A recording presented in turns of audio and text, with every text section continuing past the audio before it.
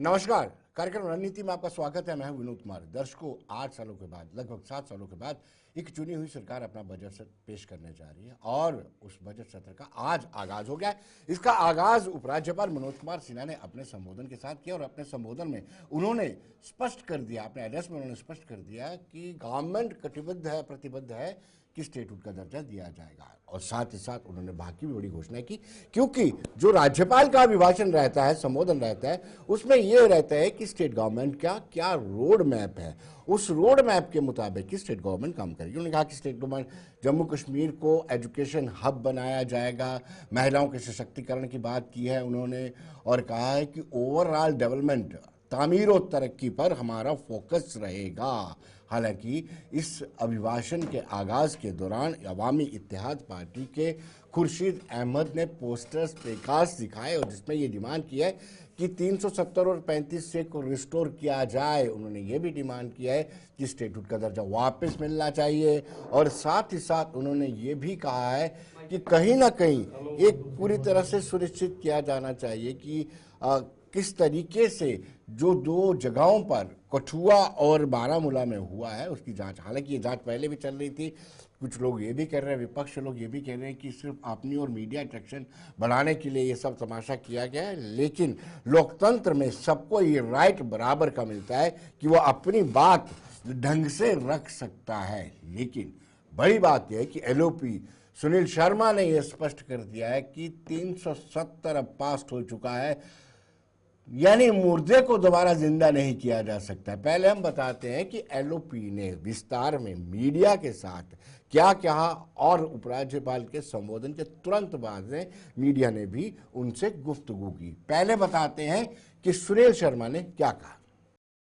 ना मैनिफेस्टो बनाया उस वक्त जो है, उस वक्त बीजेपी की सरकार बनी थी 5 साल के लिए, तो उनको फिर उस वक्त साफ कहना चाहिए था कि कम से कम जो आइंदा आने वाले 5 साल है, जब तक बीजेपी है तब तक जो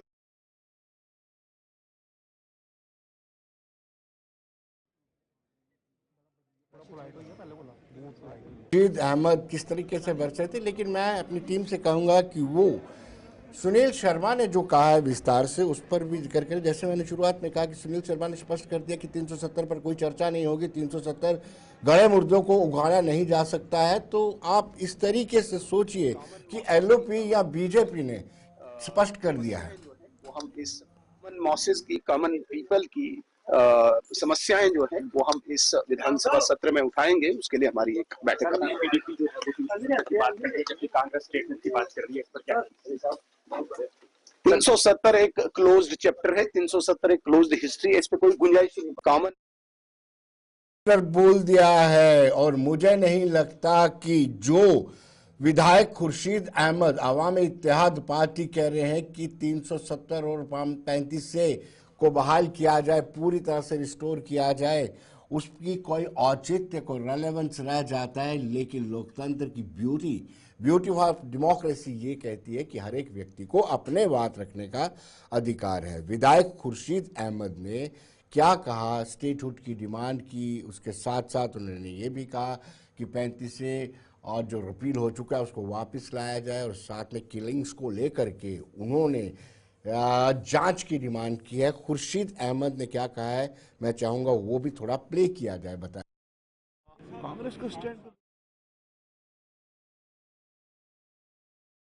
ने अपना मैनिफेस्टो बनाया उस वक्त जो है, उस वक्त बीजेपी की सरकार बनी थी 5 साल के लिए, तो उनको फिर उस वक्त साफ कहना चाहिए था कि कम से कम जो आइंदा आने वाले 5 साल है, जब तक बीजेपी है तब तक जो है 370 वापस नहीं आएगा। उन्होंने लोगों को गुमराह क्यों किया? अच्छा, उन चीजों को आप छोड़िए, इस वक्त 2 इंसानी जानों का मसला है, तो आप मक्खनदीन और वसीम अहमद मीर की हलाकत के सिलसिले में जो है उमर साहब कोई बात ही नहीं कर रहे हैं। तो एम्प्लॉइज को फिर टर्मिनेट किया जा रहा है। आपका जो एड्रेस था उसे तो अटेंड करना जरूरी होता है, ये कॉन्स्टिट्यूशनल। एलजी साहब ने जो है अपने पहले एड्रेस में कहा था, उन्होंने कहा था कि जम्मू कश्मीर को राज्य का दर्जा दिया जाएगा। उन्होंने कहा था कि 200 यूनिट जो फ्री इलेक्ट्रिसिटी मिलेगी, किसको मिला? तो क्यों हम अगर वहां बैठते, अगर हमें कोई जो उन्होंने पहला जो उनका खुतबा था, जो उनका पहला एड्रेस था, अगर उस पर कोई अमल आवरी हुई होती तो हम उनका खुतबा आज फिर सुन लेते। तो आज उनका खुतबा सुनने में क्या फन था? What was the fund? लंबा बजट सेशन है, आगे भी इस तरह की डिमांड आप करते रहेंगे? बिल्कुल बिल्कुल, इस तरह की डिमांड्स हम उठाएंगे, लेकिन फिलहाल आज जो हमारा था, आज हमने एलजी साहब को ये याद दिलाया कि आप जो है मक्खन दीन और वसीम अहमद मीर की हलाकत के सिलसिले में जो है आप एक प्रोब जो है, आप एक प्रोब कीजिए, आप इसमें जो है इन्वेस्टिगेशन कीजिए, और फैमिली मक्खन दीन की फैमिली, उसकी बेवा अभी भी तरस रही है कि कब जो है उन्हें एफआईआर कॉपी दी जाएगी। और मैंने पहले ही कहा है कि कहीं ना कहीं खुर्शीद अहमद ने भी अपने नीयत और अपने तेवर स्पष्ट कर दिए, लेकिन बड़ी बात है LOP leader of opposition Sunil Sharma ने कह दिया है 370-35 से गड़ा मुद्दा उखाड़ने नहीं दिया जाएगा।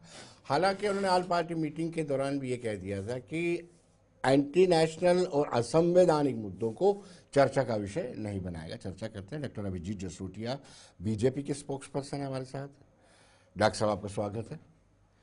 और जगदीप जी है, जगदीप जी का कैमरे की कोई दिक्कत है? जगदीप जी आप कैमरा को साफ कर लीजिए।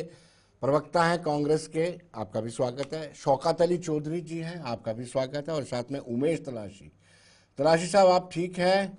आपके लिए सबसे शुरुआत आप ही से करते हैं। बड़ा चैलेंजिंग है, आपने बजट पेश करना है और मुझे लगता है कि पॉपुलर गवर्नमेंट जब से यूटी बनी है ये पहला बजट होगा, तो कैसे देखते हैं इस बजट सत्र को और आज के पहले दिन को, जिस तरीके से अवामी इत्तेहाद पार्टी के विधायक खुर्शीद अहमद ने उमर अब्दुल्ला को पूरी तरह से ग्रिल्ड करने का प्रयत्न किया है? उमेश तलाशी।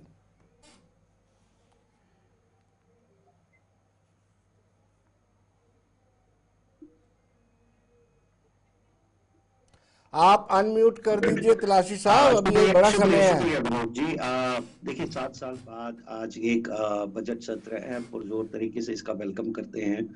बहुत अच्छे से पहला दिन गया। एलजी साहब का एड्रेस सुना हमने, और सारे स्टेक होल्डर्स को, सारे एमएलएस को, चाहे वो ऑपोजिशन के हो चाहे वो गवर्नमेंट का हिस्सा हो, सबको कॉन्फिडेंस में लिया गया, सबकी बात सुनी गई और एक बजट प्रॉपर तरीके से बनाया गया। तो उम्मीद है कि लोगों की बहबूदी के लिए, लोगों के ब्राइट फ्यूचर के लिए, लोगों की ग्रीवियंसेस को एड्रेस करने के लिए ये बजट पेश होगा जो 7 तारीख को होने वाला है।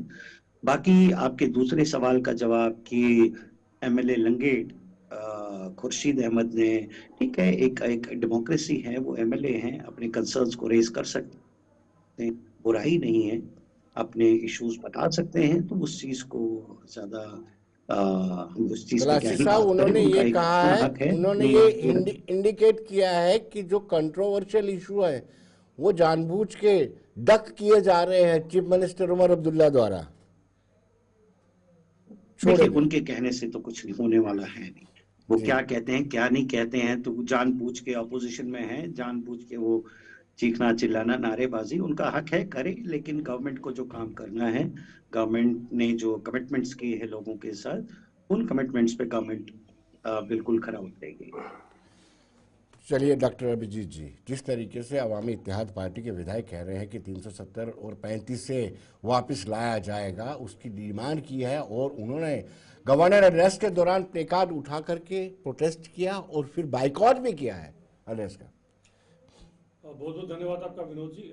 जी बहलाने को ख्याल अच्छा है, अगर कोई जी बहलाना चाहता है तो हम उसके जी को दुखी नहीं करेंगे, बहला ले अपने जी को। लेकिन सच्चाई तो यही है कि जिसके ऊपर माननीय उच्चतम न्यायालय ने अपनी मोहर लगा दी हो, उसके ऊपर बात करना भी मुझे लगता है ठीक बात नहीं है। और जहाँ तक रही बात इन सब चीज़ों की, जिन पॉलिटिकल पार्टी के पास सिवाय इसके कोई और राग लापने को नहीं है, वो यही बात करेंगी। अगर कोई लोगों की खिदमत की होती, लोगों के काम किए होते, कोई और बेहतर चीज़ें की होती तो उसको ज़रूर गिनाते।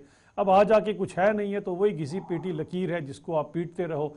अब दुनिया उससे आगे निकल गई, लेकिन कुछ पॉलिटिकल पार्टी बेचारी, उनकी मजबूरी ये है कि 50-60 साल, 10-20 साल या 5-6 साल उन्होंने कोई ऐसा काम किया ही नहीं कि जिसको वो लोगों के बीच में लेके जा सके। इसीलिए उसी चीज़ों को जिसको लोग भी भूल चुके हैं, उनको ये अगर याद करने की कोशिश करते हैं तो आप इनको क्या कह सकते हैं? जगदीप जी, आप पहले दिन को किस तरीके से असर करते हैं? गवर्नर एड्रेस हुआ, उसके बाद एलओपी ने कहा कि ये बातें नहीं चलेंगी, 370 वाली बात नहीं चलेगी, खुर्शीद अहमद प्रोटेस्ट करते हैं। विनोद जी, आपका शुक्रिया, दर्शकों का अभिनंदन। देखिए, जो नेता प्रतिपक्ष हैं जम्मू कश्मीर की विधानसभा में, एक दफा फिर इस ब्रह्मांड के सबसे बड़े झूठ को उन्होंने यहाँ की जनता के सामने रखा है। मैं बड़े अच्छे तरीके से आपको बड़ी बार बता चुका हूँ कि धारा 370 में केवल संशोधन हुआ है और 35A को जो है वो प्रेसिडेंशियल ऑर्डर का एक हिस्सा था, संविधान में था ही नहीं। तो ये कह देना कि वो मर चुका है, ये टेक्निकल पॉइंट है, हम कहते भी नहीं है, हम कहते हैं इसमें संशोधन हुआ है, इसमें अमेंडमेंट मैं हुई उनके है। बयान की बात कर रहा हूँ ना, आपने उन्हीं का बयान चलाया ना, बयान की बात कर रहा हूँ, उसमें उन्होंने क्या कहा और यही आपकी भूमिका में भी था कि मुर्दे दोबारा खड़े नहीं हुए। तो पहले तो ये समझ लें कि ये संशोधन है, it still exist in our constitution. तो ये कह देना कि ये खत्म हो गया है, इसको खत्म कर दिया। दूसरा, डॉक्टर साहब ने अभी कहा, मैं डॉक्टर साहब कह के कहूंगा क्योंकि भाई का संबोधन जो है, इतनी नफरत इन लोगों के जहन में भरी है कि कोई नहीं चुपता है। तो चलिए, डॉक्टर साहब आपसे डॉक्टर साहब ने ये कहा, डॉक्टर साहब क्या संबोधित करूंगा, डॉक्टर साहब ने ये भाई ने कहा जा सकता, आप नफरत बड़े फैलाते हैं। बस विनोद जी, डॉक्टर साहब ने ये कहा कि अब ये मतलब एक ख्याल है गालिब का, जी बहलाने के लिए अच्छा है। मैं केवल ये कहना चाहता हूँ कि जब आप आर्टिकल 370 की गहनता से पड़ताल करेंगे तो परिस्थितियां बहुत अलग होंगी। और मैंने आपसे बड़ी बार अनुरोध किया है कि एक दिन इस पर चर्चा रखिए और उस दिन आपके सामने और आपके दर्शकों के सामने पारे की मानिद स्थिति स्पष्ट होगी कि किस करीब करीब मरणासन स्थिति में पड़ी हुई धारा को आधार बनाकर पूरे देश के अंदर इन्होंने अपने सियासी मफादों पे जो है वो रोटियां सेकी हैं। तो लिहाजा मैं समझता हूं कि आज की इस चर्चा में जिस तरीके से अभिभाषण, जिसकी हम स्वयं प्रवचन भी कह सकते हैं, उसमें स्मार्ट मीटर्स की बात है, उसमें वो तमाम तरह की बातें जो कहीं ना कहीं एक तरह से सरकार को, चलती हुई सरकार को डिरेल करने की कोशिश होगी, वो तमाम तरह की बातों की भूमिका जो है वो एलजी ने बनाई। जी अभिजीत जी, देखिए, फिर मैं जाता हूँ शो का। सबसे पहले बात ये आती है जगदीप जी से। जगदीप जी को चाहे इस पे संशोधन हुआ या कुछ हुआ, और हमेशा टेक्निकल पॉइंट्स के ऊपर आ जाए। जगदीप जी, आपको बताऊं एक चीज़ होती है, वो आपने सांप देखा ना, सांप का जब जहर निकाल दो ना, उसको फिर भले आप गले में डाल के घूमते रहो। अब अगर कांग्रेस उसे गले में डाल के घूमना चाहती है या बाकी कोई डाल के घूमना चाहता है तो हाँ, चंद पैसे जरूर मिल जाएंगे आपको उसको दिखाने के कहीं पर, उससे ज़्यादा कुछ नहीं होगा। वो जैसे वो सपेरे अक्सर दिखाया करते हैं, लेकिन वो जहर निकल चुका है। और अगर कांग्रेस उसमें वापस जहर भरना चाहती है तो कांग्रेस अपना स्टैंड आज क्लियर कर दे, आज अपना स्टैंड क्लियर कर दे कि हाँ, हम फिर से जहर भरना चाहते हैं और हम चाहते हैं ये विष जो जम्मू कश्मीर के लोगों ने जो आज तक पिया है, जो वाल्मीकि समाज ने पिया है, जो आज तक गोरखा समाज ने पिया है, जो आज तक पीओजे के रेफ्यूज ने विष पिया है, जो हमारे यहाँ पर बच्चियों की, महिलाओं का जो खासकर उनके साथ नाइंसाफी हुई है, कांग्रेस फिर से वो करना चाहती है। आप क्लियर कर दीजिए। जी, अब मैं शौकत जी के पास जाना चाहूंगा। शौकत साहब, ये जो खुर्शीद अहमद हैं, अवामी इत्तेहाद पार्टी लंगेट से विधायक, वो तो पूरी लाइन आपके टोर कर रहे थे, आपके 3 विधायक भी उनके पीछे हो लाते। जी शौकत साहब। ये विनोद जी बहुत बहुत शुक्रिया, धन्यवाद। देखिए, एक खुर्शीद साहब क्या, ये जो बाकी वाले भी बचते हैं ना, ये एक एक करके वही कहेंगे जो हम कहते हैं, क्योंकि जनता की जो नब्ज है, जनता की जो ख्वाहिशें हैं, जो जनता के इश्यूज हैं, उनको एड्रेस करते हैं, हम उन्हीं को आवाज देते हैं।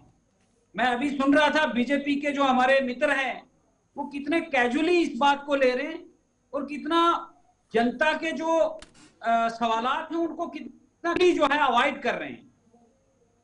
और वो ये कह रहे हैं कि जनाब ये 370 था, ये खत्म हो गया, ये राग जो है लापते हैं। मैं बताना चाहता हूं सर, जम्मू कश्मीर के लोग, जो रिसेंटली असेंबली का इलेक्शन हुआ है, जिसका आज पहला बजट अजलास है, इस असेंबली में 70% जो एमएलए चुन के आए हैं वो 370 के ऊपर चुन के आए हैं। ये बात आप भी ज़हन में रख लें। और ये जो इतना बड़ा मैंडेट नेशनल कॉन्फ्रेंस को मिला है, ये सिर्फ और सिर्फ जो है ये जम्मू कश्मीर के लोगों ने इसलिए दिया है नेशनल कॉन्फ्रेंस को और कांग्रेस को कि आप जम्मू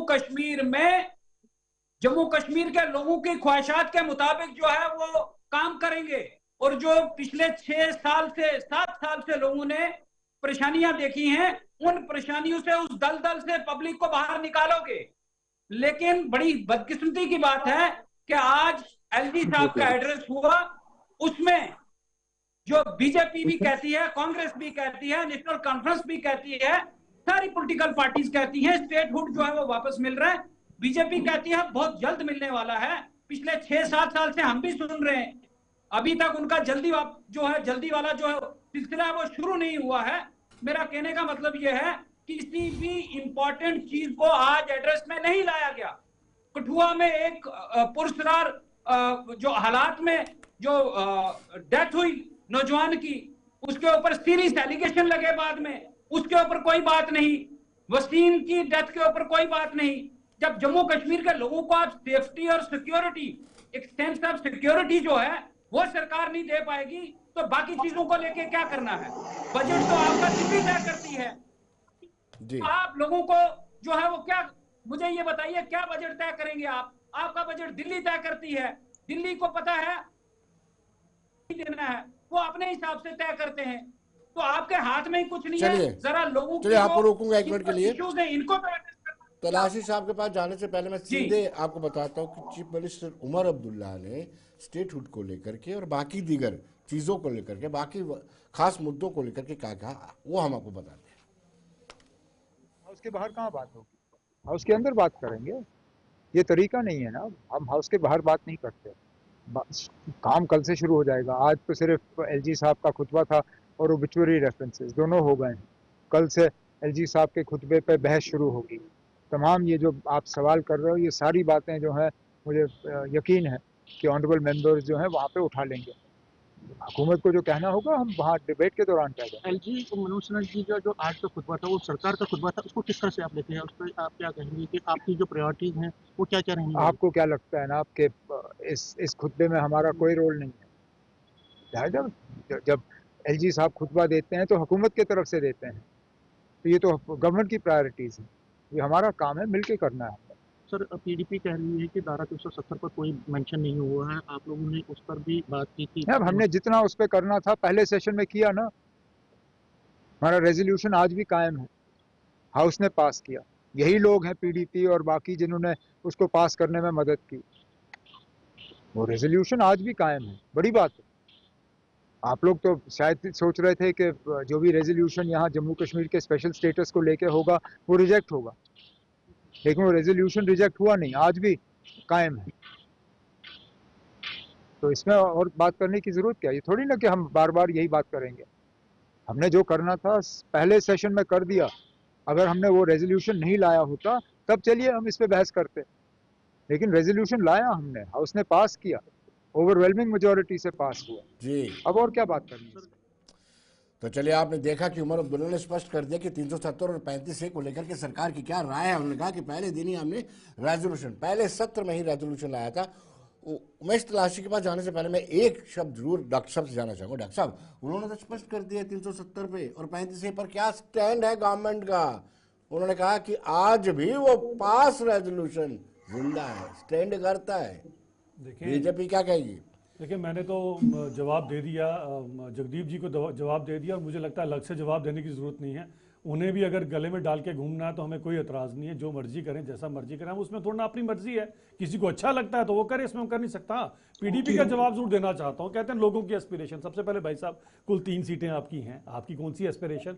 सबसे बड़ी पॉलिटिकल पार्टी तो हम बनकर उभरे हैं, 1.5 लाख से ज़्यादा वोट है जो नेशनल कॉन्फ्रेंस से भी हमने लिए हुए हैं। तो लोगों की एस्पिरेशन उसकी होती है जिसको सबसे ज़्यादा लोग वोट देते हैं। पहले तो आप अपने 3 जरा नुमाइंदे उनको संभालिए, बाकी बातें बाद में कीजिएगा। और कहाँ से लोगों के खैर ख्वाह बन रहे हैं? लोगों ने बड़ा कुछ देखा, आपका बहुत कुछ सहा है उन्होंने। इतने सालों के अंदर क्या क्या आपने किया, मैं बड़े अच्छी तरह से पता है। वो पत्थरबाजी का दौर भी पता है हमें, वो भी पता है कौन था अबू दुर्जाना, हमें सब कुछ पता है आपका। तो हमारे को मत बोलिए। सच्चाई यही है कि आप कम से कम जो 1-2 पीछे बचे हुए हैं अपने, उनके साथ रहिए। ये पीडीपी, ये अपना 370 वाले राग लापना बंद कर दीजिए। हम अच्छी तरह से जानते हैं इसके अंदर क्या सच्चाई है, और आप भी जानते हैं। ये नहीं है कि मुझे आपको कुछ समझाना है, आप भी अच्छी तरह से जानते हैं क्या है क्या है क्या नहीं। लेकिन बात वही आती है कि आपकी रिपोर्ट कार्ड के ऊपर कोई होता 2-4 नंबर तो आप उसकी बात करते ना, 0 पे 0, 0 पे 0, जिसके अंदर परफेक्शन हमारे राहुल गांधी जी की, उसमें अंदर आपकी भी है परफेक्शन। तो उसके अंदर जब आप चलेंगे तो फिर ऐसा ही होगा जनाब जी। मैं शौकत कुछ कहना चाहता है, फिर तलाशी साहब के पास आऊंगा। अभी हमने जगदीप जी से भी बात करनी है। सर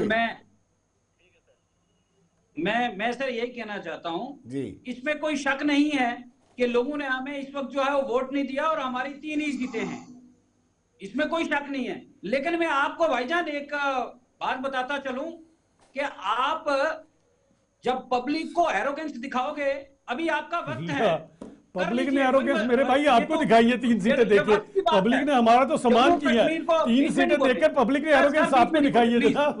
एरोगेंस उसको कहते हैं। हमारे साथ तो पब्लिक खड़ी है, हमारे साथ पब्लिक खड़ी है, एरोगेंस आपको दिखाई है। जरा आंखें खोलिए, नींद से जागिए, नींद से जागिए मेरे भाई, नींद से जागो। पब्लिक ने एरोगेंस दिखाई है। प्लीज थोड़ा पेशेंस रखिए, सुनिए। बड़ी आप जम्मू कश्मीर को आपने पूरे हिंदुस्तान में बेचा।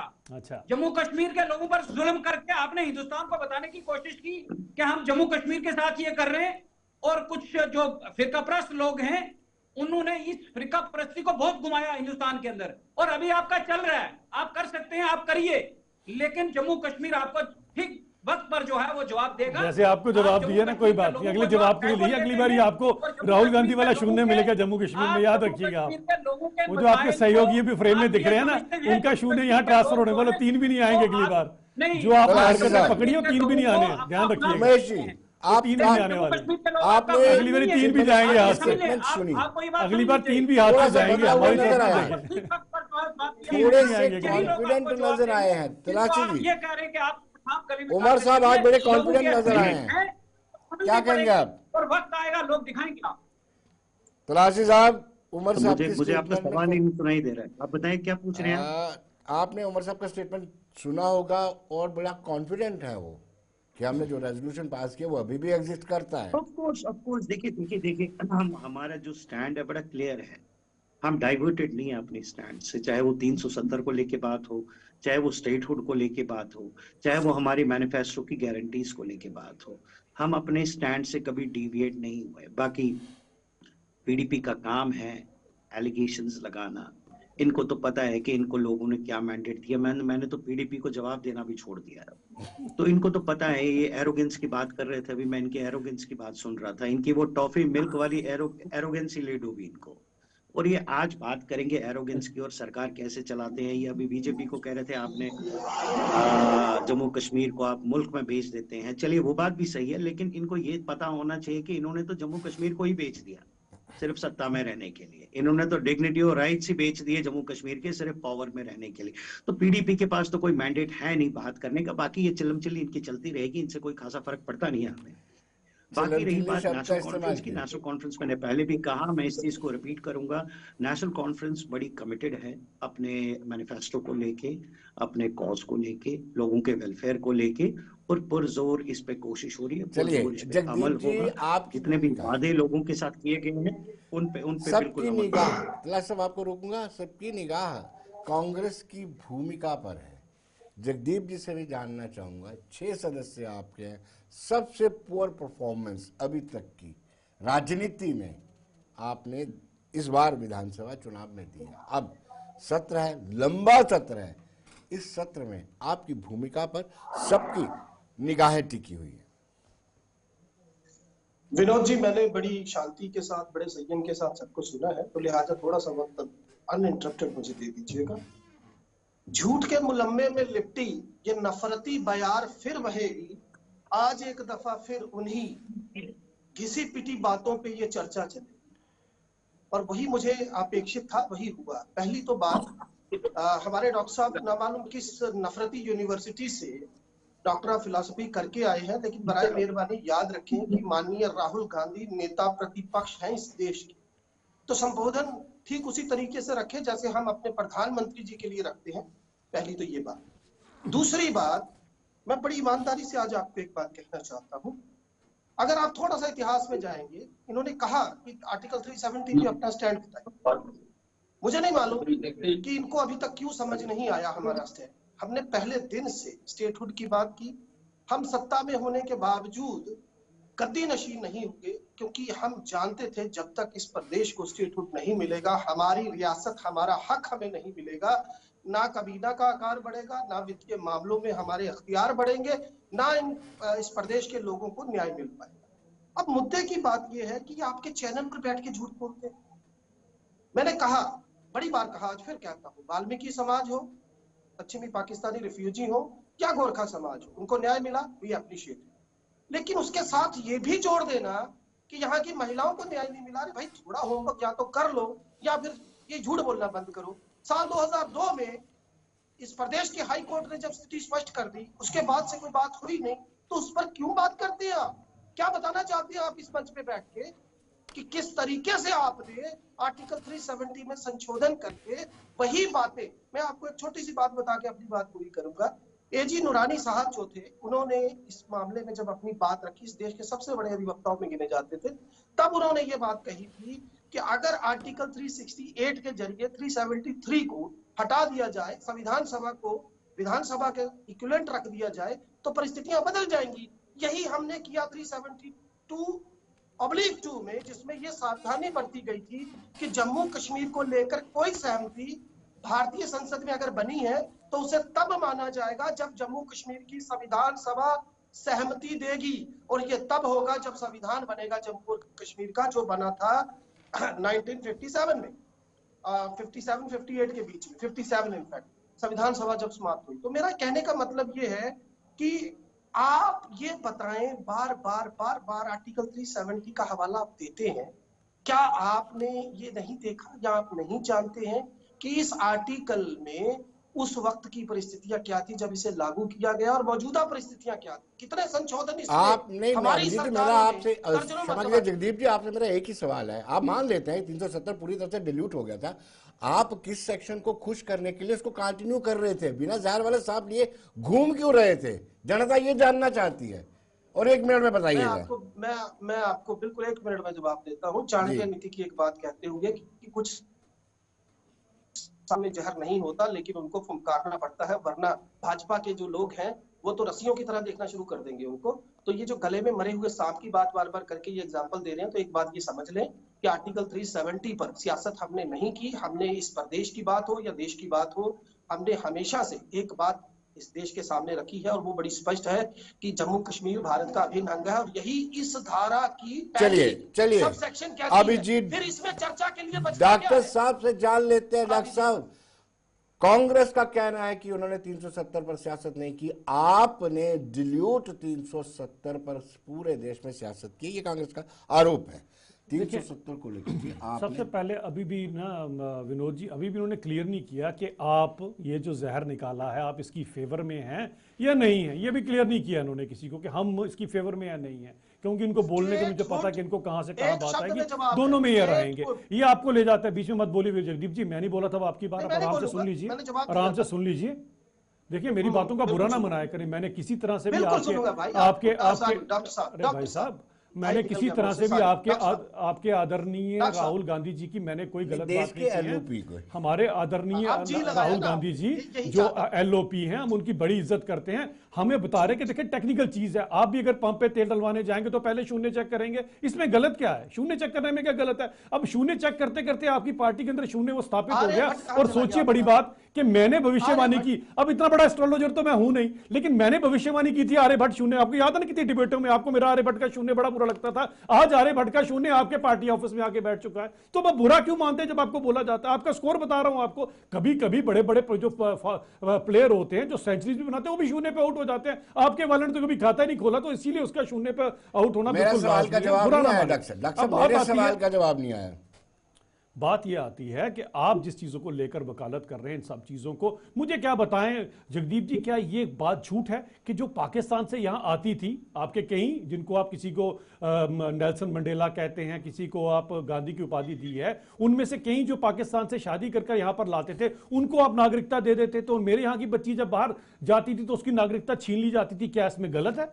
क्या ये जो आप भी बोलते हैं कि मैं भी उसी POJK से, मैं भी रिफ्यूजी से आता हूं, आपको तो धन्यवाद करना चाहिए सबसे पहले भारतीय जनता पार्टी को, और मेरा भी करना चाहिए आपको, जो आपका मन नहीं करेगा कि आज हक हकूक आपको मिले जो 50-60 साल तक आपने देने की जहमत नहीं की। जनाब आपने बिल्कुल जहमत नहीं की है। आज जो भी लोगों को मिला अभी आके हिंदुस्तान में उन बेचारों को वोटिंग के हक मिले हैं। एक जगह वोटर डालते थे, दूसरी जगह बेचारों को वोटिंग नहीं डालने देते थे। कारण क्या था? 60 साल तक आप मुख्य दर्शक बनकर ये सब कुछ देखते रहे, आपके मन में कभी इन लोगों को लेकर पीड़ा नहीं हुई? कभी वाल्मीकि समाज की पीड़ा नहीं हुई? जो आपके ये सहयोगी यहां पर बैठे हैं नेशनल कॉन्फ्रेंस वाले, अभी उमेश तलाशी जी को 2 मिनट में पेट में दर्द हो जाएगा जब मैं सच बताऊंगा उनको कि आपने 30 साल पहले यहां पर वाल्मीकि समाज को लाया था अपनी गंदगी साफ करवाने के लिए, और छलावा क्या दिया था कांग्रेस के साथ मिलकर कि आपको यहां का स्टेट सब्जेक्ट देंगे। 30 साल तक आपने उन लोगों से अपनी केवल गंदगी सफाई कराई है, और उनके बच्चे जो पीएचडी भी कर जाते थे वो यहां पर केवल सफाई कर्मचारी की नौकरी करते। बताएं हिंदुस्तान या पूरी दुनिया के अंदर ऐसा रूल कहां पर है जो आप लोगों ने यहां पर बनाकर रखा था? आज आपको वो चीजें दिखाई नहीं देती,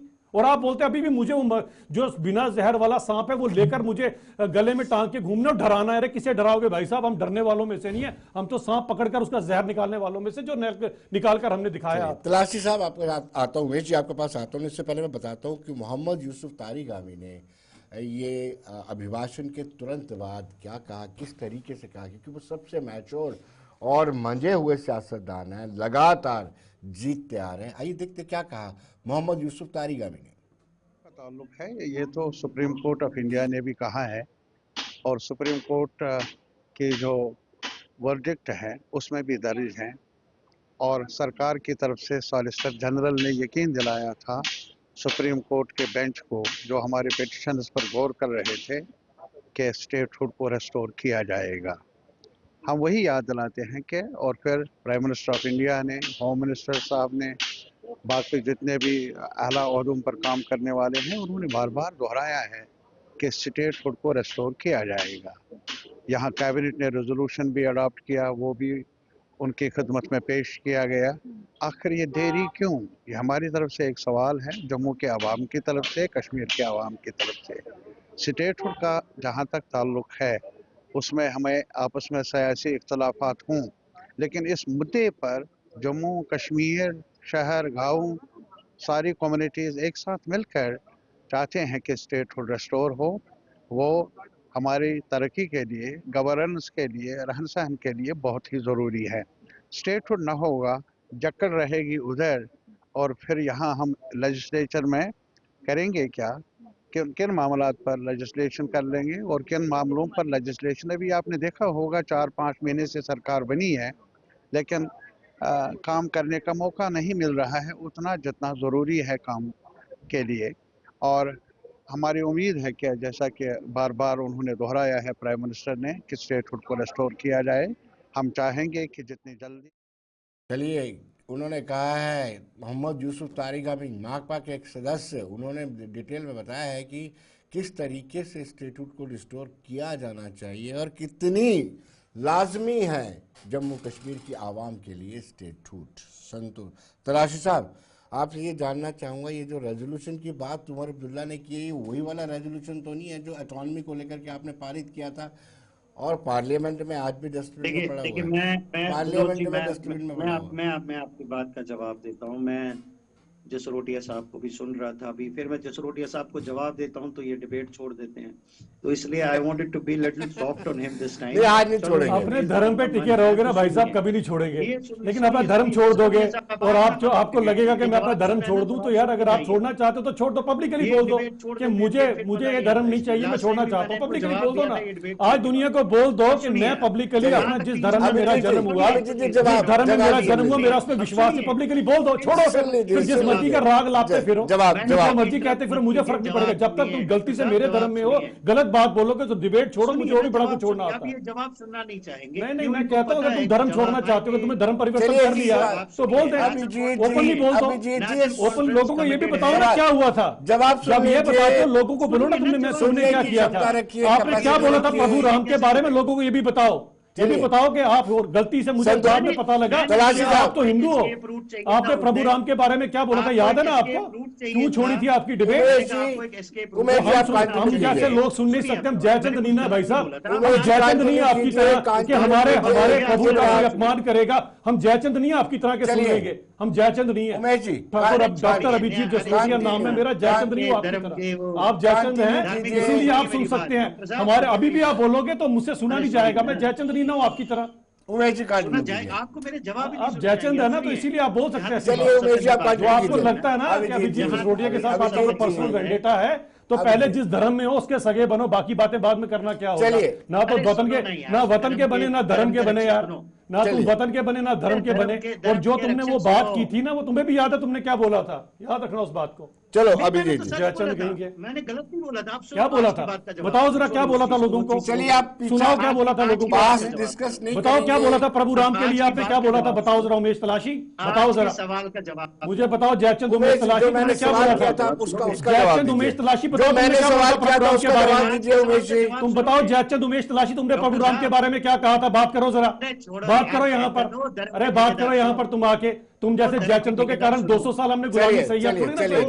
आप थोड़ी ना सहेंगे तुम जैसे जयचंदों के कारण। आप सुन लीजिए अब नहीं अभिजीत। सहेंगे, समय चला गया तुम्हारा। डॉक्टर साहब सुन समय चला लीजिए, गया। रिक्वेस्ट कर रहा हूँ तुम आपसे। जैसे जयचंदों का इलाज करना आता है मैं अच्छी तरह से, उमेश बहुत जी अच्छी को तरह सुन से आता है।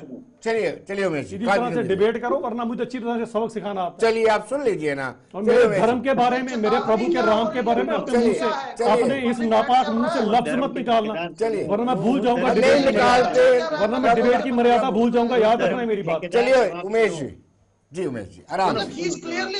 370 पे करते हैं बात, वो चीज तो हो गई ना।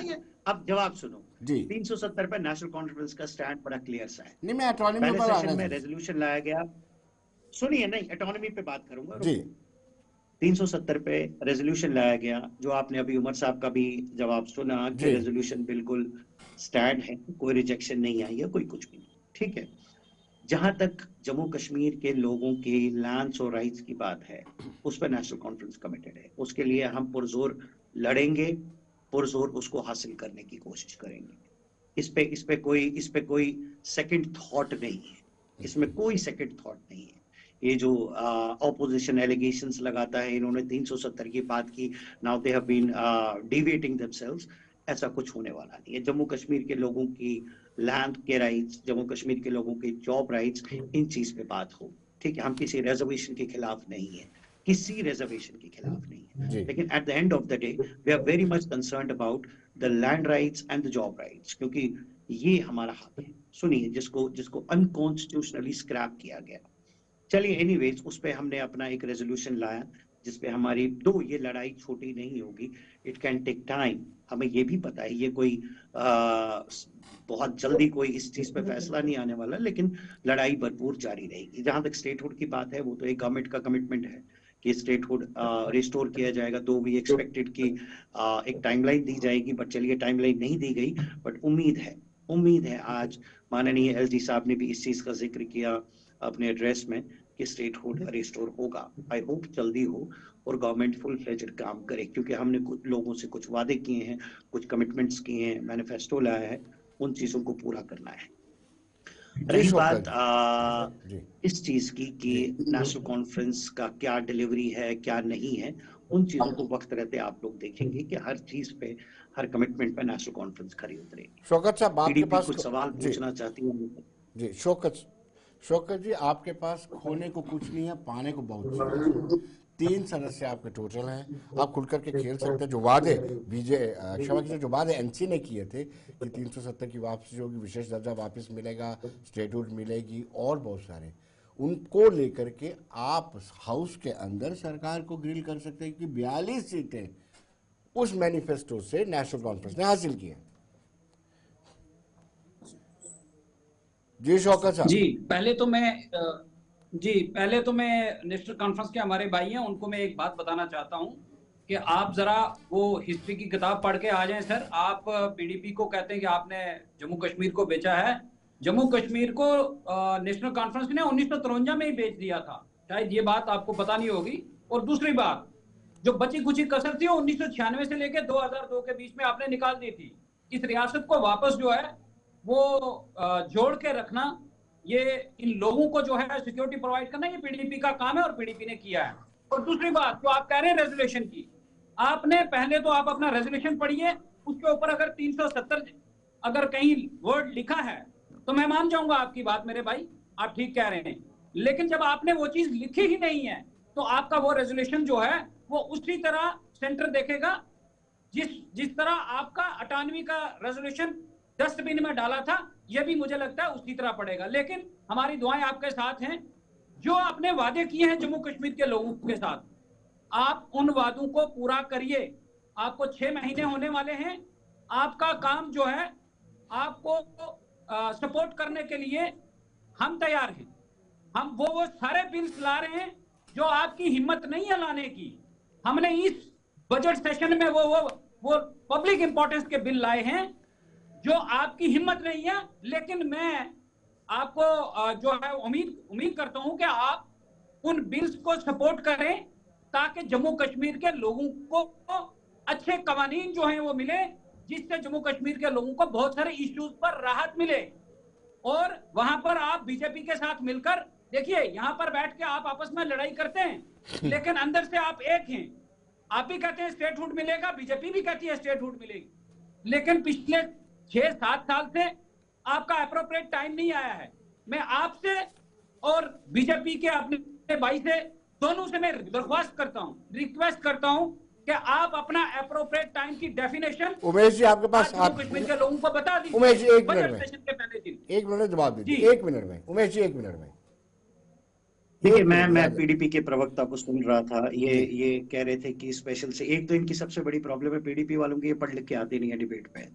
इनको ये पता होना चाहिए स्पेशल स्टेटस का मतलब क्या। आपने ये मेंशन नहीं किया, आपने वो मेंशन नहीं किया, इनको पढ़ना चाहिए what is special status all about.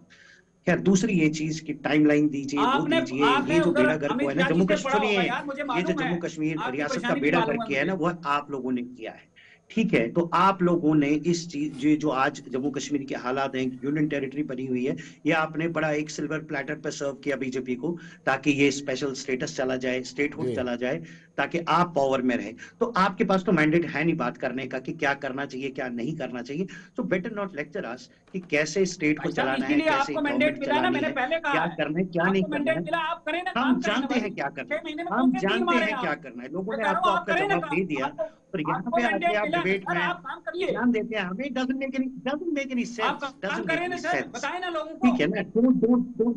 Don't come with the rhymes. आप कुछ है अच्छा सब्सटेंटिव है तो उस पे बात करिए, कि बेकार की राइम्स मत सुनिए। चलिए जगदीप जी आप थोड़ा, इन्होंने कहा कि नहीं बेकार की, आप 1953 में मैं कह रहा हूँ आप तो हमने बिल्स लाए उनके ऊपर सपोर्ट करिए ताकि बिल पास हो जाए। आपने 6 महीने में तो कुछ किया नहीं है, सिर्फ बातें ही करते हैं और कुछ किया नहीं है। कुछ करके दिखाओ जम्मू कश्मीर के लोगों को। कम से कम ये तो नहीं किया ना जो आपने 3 साल में किया, तो 4-5 साल में कर दिया, वो तो हमने नहीं किया 6 महीने में। जो 3 रेजोल्यूशन बीजेपी ने लाए हैं उस पर क्या स्टैंड है कांग्रेस का? भले ही कांग्रेस छोटी है, 6 सदस्य हैं, ये जो 3 इंपॉर्टेंट बिल लाए हैं पीडीपी। विनोद जी, मैं आपके सवाल का भी जवाब दूंगा, और दिल्ली समझौते को अगर एक बार पीडीपी या बाकी के लोग जरा अच्छे से पढ़ लेंगे तो मुझे नहीं लगता इस पर सवाल रहेगा।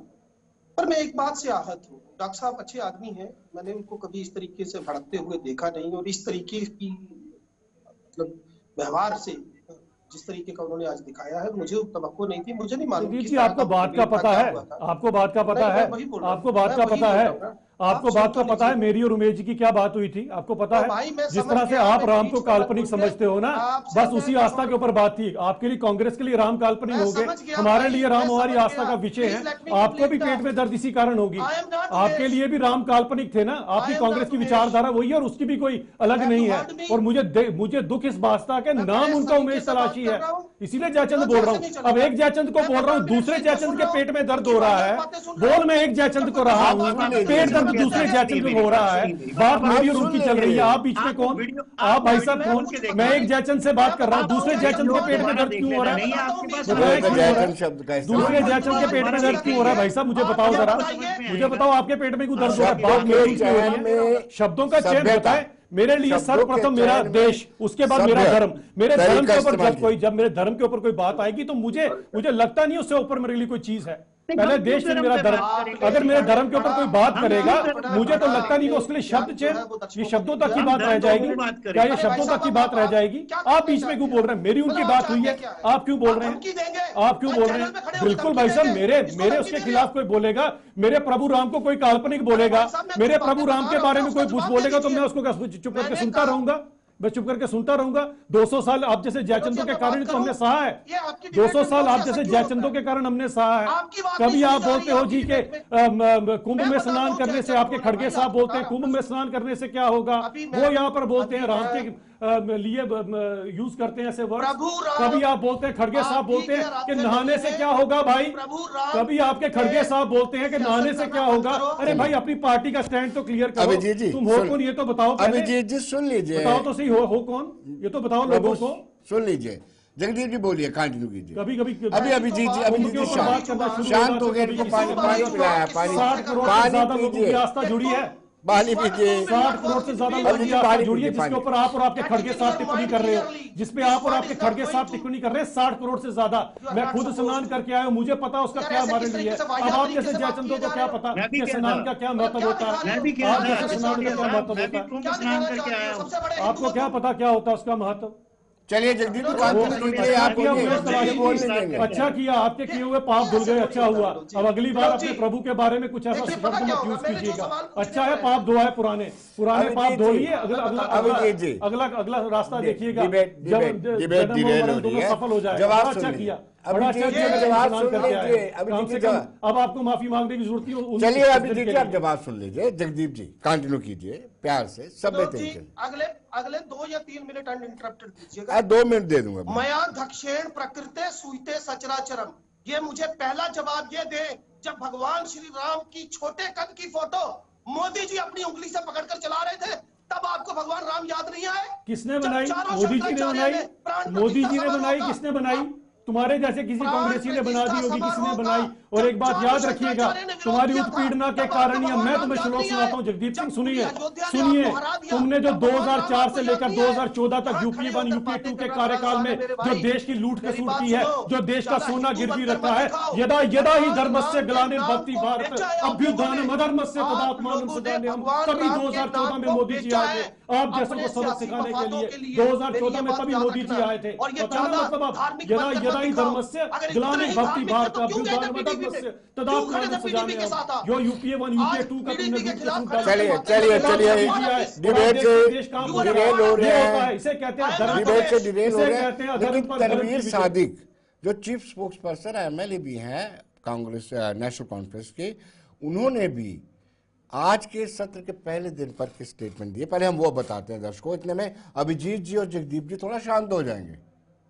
सर, कश्मीरी पंडितों को कब विस्थापित किया जाएगा? एलजी मनोज सिन्हा के द्वारा भी ये कहा गया, लेकिन कब, क्या लगता है कि कब वो समय आएगा? ये सवाल हमें पहले पीडीपी और बीजेपी से पूछना होगा, खासकर बीजेपी से, जो 5-6 साल से यहाँ हुकूमत है, कि एक भी कश्मीरी पंडित वापस नहीं आया। लेकिन जब भी आया तब उमर अब्दुल्ला साहब चीफ मिनिस्टर थे और मनमोहन सिंह जी प्राइम मिनिस्टर थे। उसी तरह हमारे मंशूर में भी लिखा हुआ है कि हम एक डिग्निफाइड रिटर्न करेंगे कश्मीरी पंडित्स का, कोशिश करेंगे। ये शुरुआत है, अभी आगे आगे जैसे चलते हैं वैसे वैसे हम लोग वो एक कंड्यूसिव एटमॉस्फेयर क्रिएट करते हैं जहां कश्मीरी पंडित अपने घरों में आए। सबसे बड़ी बात है, उनको गेटोज में ना डालें, उनको एसिमिलेट करे बड़े मेजर जो मेजॉरिटी है उसके साथ। कोशिश तो रहेगी, नेशनल कॉन्फ्रेंस का एक बहुत ही स्ट्रॉन्ग एक एडवोकेट रहे हैं कि कश्मीरी पंडित वापस रहें। हमारी कोशिश भी आगे वही रहेगी। रोजगार को लेकर भी नेशनल कॉन्फ्रेंस के मैनिफेस्टो में जो है वो बात कही गई है, उसको लेकर क्या? देखिए, 10 साल का जो बुराइयां हैं या जो तबाहियां हैं वो 10 दिन में अंडू नहीं हो सकती, लेकिन ये हो सकता है कि हम वो बुनियाद रख सके। वो बुनियाद जो होगी वो इस जो बजट है, जैसे उमर साहब ने कहा कि वो बजट में पेश करेंगे आस्ते आस्ते जो डिमांड्स है लोगों के। इसी तरह पहली बार चीफ मिनिस्टर जो हैं, जो फाइनेंस मिनिस्टर भी रहे हैं। चलिए देखिए किस तरीके से सरकार का नजरिया है कि कैसे कश्मीरी विस्थापित पंडितों की वापसी होगी। हालांकि मीरबाज उमर फारूक भी चाहते हैं। जगदीप जी आपसे शुरुआत करूंगा क्योंकि आपका सवाल अधूरा रह गया। जवाब जी जगदीप जी। विनोद जी, मैं बड़े आदर के साथ एक बात कहना चाहता हूं। तेरे तंज पे ना सही, अंदाजे बयां पे तो सवाल हो। अरे मेरा ना सही तो ना सही, पर दर्शकों का तो ख्याल हो।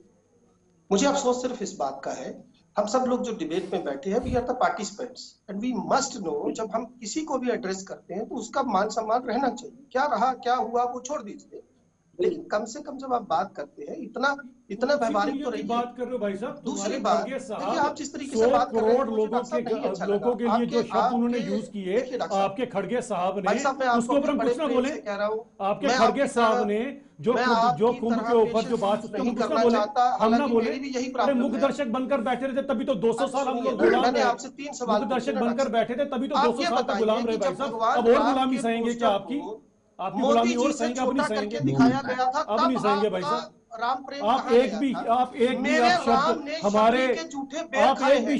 शब्द हमारे जी, धर्म ऐसे के तो लिए डिबेट बोलेंगे होता ना। आपने या मुझे हमारे टाइम कुंभ दिया स्नान विनोद को जी। बोलेंगे या विनोद जी, प्रयागराज आपने को मुझे बोलेंगे, हम टाइम नहीं दिया, सहेंगे ये भाई बीच में साहब। मैं सीधी कंटिन्यूसली बात कह देना, स्पष्ट कर देना चाहता कंटिन्यूसली बोल हूँ। रहे हैं आप बोले या खड़गे साहब ये बोले, ऐसे बात नहीं एक होगी। शब्द मैं भी इनको एक शब्द भी नहीं सहा विनोद जी, जाएगा। एक स्लो 200 से साल जवाब हमने दे दूंगा। सहा है, बात इनको 200 समझ में साल नहीं हमने आई। सहा है आपकी वजह लेकिन मैं से। अभिजीत जी आपको क्रिटिसिज्म भी देखना चाहिए अपना। हमने सुनिए, सहा। बोलिए जगदीप जी, बोलिए। विनोद जी, विनोद जी, एक ही बात में मैं जवाब देता हूँ। इदम ही नित्यमेव मुक्त मुद्द मोत तम स्तवम पठन स्मरण ब्रुवन नरो विशुद्ध मेति संततम हरे गुरो सुभक्ति माशु याति नाने था ततिम विमोहनम ही देहि नाम सुशंकरस्य चिंतनम। तो बराए मेहरबानी, जब भगवान राम का अपमान मेरे अयोध्या में हो रहा था, जब भगवान राम की तस्वीर को भाई साहब, आप तो कहते हो राम काल्पनिक था, तो आपकी अयोध्या कहां से हो गई? आप तो कहते हो राम काल्पनिक था, आपकी पार्टी तो कहती है राम काल्पनिक थे, आपकी पार्टी क्या कहती है? तो आप किस तरह से श्लोक पढ़ रहे हैं, बताएं जरा। आपकी पार्टी क्या कहती है? आपकी पार्टी ने कहा था राम काल्पनिक थे, आपकी पार्टी ने कहा था, किसी और ने कहा था, मुझे बताएं। आज आपको श्लोक आ गए यार? अरे अभी बड़ा कुछ याद आएगा, अभी बहुत कुछ याद आएगा। अभी तो सारे श्लोक आप याद करोगे, सब याद करवाएंगे आपको, सब याद कराएंगे।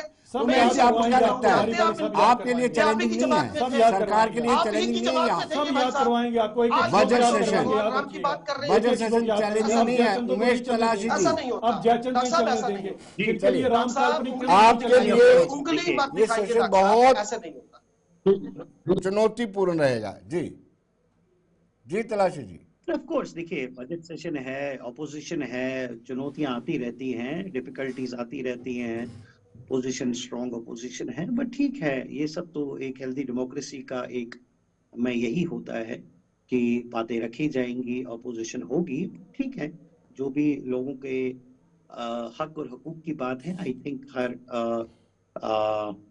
पार्टी, चाहे वो ऑपोजिशन हो चाहे वो गवर्नमेंट हो, हर पार्टी उस चीज को सपोर्ट करेगी जहां पे लोगों के हक और हकूक की बात आती है। बट चैलेंजेस हैं, ऑफ कोर्स, एक हेल्दी ऑपोजिशन है, चैलेंजेस होंगे, बट ठीक है, इट्स फेयर एंड स्क्वायर। जी, शौकत चौधरी साहब, आप तो ग्रिल करेंगे ही, आपकी तो पूरी तैयारी है। आपके जो रेजोल्यूशन है, जो बिल्स हैं आपके, बिल्कुल सरकार को ग्रिल करने वाले हैं और आप कोई मौका नहीं छोड़ेंगे। देखिए सर, ये जो बिल्स हम लेके आ रहे हैं असेंबली में, ये जम्मू कश्मीर के लोगों के लिए है। ये जम्मू कश्मीर के लोगों की जो एस्पिरेशंस हैं उसके मुताबिक बिल आए हैं। और अब मैं नेशनल कॉन्फ्रेंस से जो हमारी जम्मू कश्मीर में सरकार है उनसे मैं रिक्वेस्ट करता हूं कि आप इन बिल्स को जो है, आपकी सपोर्ट के बिना नहीं हो सकता है, आप इन बिल्स को जो है सीरियसली इनको सपोर्ट करें, ताकि ये बिल्स जो है वो ये पास हो जाए और जम्मू कश्मीर में ये जो लोग जो चाहते हैं ये कवानीन बने और लोगों को राहत मिले। मैं तो उम्मीद करता हूं, और नेशनल कॉन्फ्रेंस को, कांग्रेस को, सारी जमातों को जो है इसके ऊपर, हमने कोई ऐसा बिल नहीं लाया है जो पब्लिक इंटरेस्ट के अगेंस्ट हो। तो इसके ऊपर तो बीजेपी को या कांग्रेस को या नेशनल कॉन्फ्रेंस को, सबको जो है वो मिलकर इसके ऊपर जो है वो एक आवाज बनकर जो है इसको पास करना चाहिए, ताकि जम्मू कश्मीर के लोगों को, लोग चाहते हैं जो बिल हमने लाए, क्या हमने प्रॉपर्टी के रिलेटेड बिल लाया है, क्या बीजेपी के लोग नहीं चाहते हैं, कांग्रेस के नहीं चाहते हैं, नेशनल कॉन्फ्रेंस के नहीं चाहते हैं? हमने अल्कोहल बैन के लिए जो है बिल लाया है, सभी पार्टियां, और मैं अप्रिशिएट करता हूं बीजेपी के वो नेताजी जिन्होंने इसको जो है वो सेकंड किया है, उन्होंने कहा बिल्कुल ये होना चाहिए। तो ये जो है लोगों की जो है वो फलाह व बहबूदी के लिए बिल्स जो होते हैं, कवानीन जो होते हैं, तो इस पर सरकार को जो है वो सीरियसली इसको लेना चाहिए और इसको पास करना चाहिए, ये मैं उम्मीद करता हूं।